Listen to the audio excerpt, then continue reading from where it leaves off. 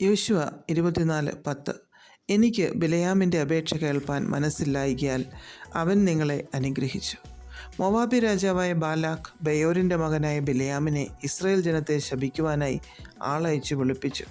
Balak ദൈവജനത്തെ കണ്ട് ഭയപ്പെടുകയും അവരെ തോൽപ്പിക്കുവാൻ അസാധ്യമാണെന്ന് ചിന്തിക്കുകയും ചെയ്തു.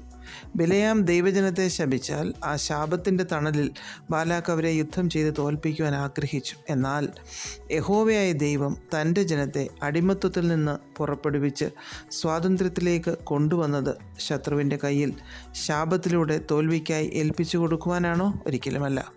അതുകൊണ്ട് തന്നെ ദൈവം ബിലെയാമിൻ്റെ വായിൽ ശാപത്തിന് പകരം അനുഗ്രഹം നൽകി.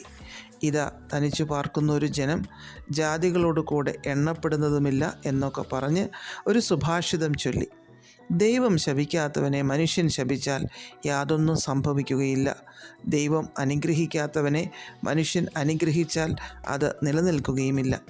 നമുക്കെതിരായി ഏതു വലിയ ശത്രു തന്ത്രം മെനഞ്ഞാലും ദൈവാനുവാദം ഇല്ലാതെ ഒന്നും സംഭവിക്കില്ല.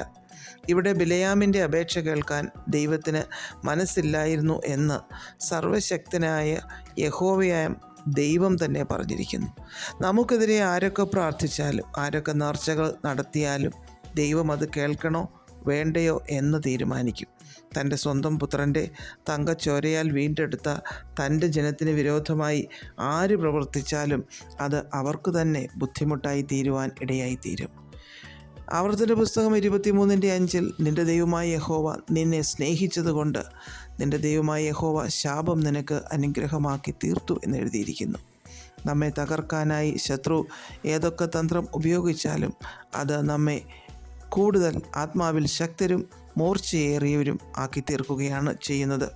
യെശയ്യാവ് 54:17 നിനക്ക് വിരോധമായി ഉണ്ടാക്കുന്ന യാതൊരു ആയുധവും ഫലിക്കയില്ല എന്ന് എഴുതിയിരിക്കുന്നു.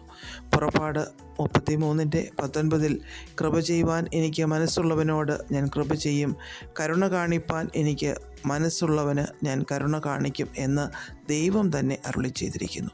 ദൈവം നമുക്ക് അനുകൂലം തന്നെയാണ്. തൻ്റെ മക്കളെ ഒരിക്കലും കൈവിടില്ല. തൻ്റെ കുറുപ്രാവിനെ ദുഷ്ടമൃഗത്തിന് ഏൽപ്പിക്കുകയില്ല. ദൈവ മനസ്സിൽ നമ്മൾ സുരക്ഷിതരും അനുഗ്രഹിക്കപ്പെട്ടവരുമാണ്. പ്രാർത്ഥിക്കാം. പ്രിയപിതാവേ, അങ്ങ് ഞങ്ങൾക്ക് അനുകൂലമായതിനാൽ ഞങ്ങൾ അങ്ങേക്ക് സ്തോത്രം ചെയ്യുന്നു. യേശുക്രിസ്തുവിൻ്റെ നാമത്തിൽ ആമേൻ. God bless us all.